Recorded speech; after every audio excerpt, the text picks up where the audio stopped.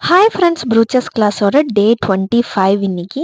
இன்னைக்கு ஒரு த்ரெட்ல தான் ஒரு ப்ரூச் ஒர்க் பண்ண போறோம். அதுக்கு நான் மல்டி கலர்ல த்ரெட் எடுத்துக்கிட்டேன். ஒரு 4 கலர் எடுத்துட்டு, அத கையில ஒரு 50 வாட்டி சுத்தி எடுத்துக்கிட்டேன். இந்த மாரி பஞ்ச் போல நமக்கு அந்த நூல் கிடைச்சிரும். அத சென்டர்ல நல்லா டைட் பண்ணிக்கிட்டேன். அதுக்கப்புறம் நம்ம கிளாத்ல ஃபிக்ஸ் பண்ணிட்டு, சென்டர்ல ஸ்டிச்சஸ் போட்டு எடுத்துக்கிட்டேன்.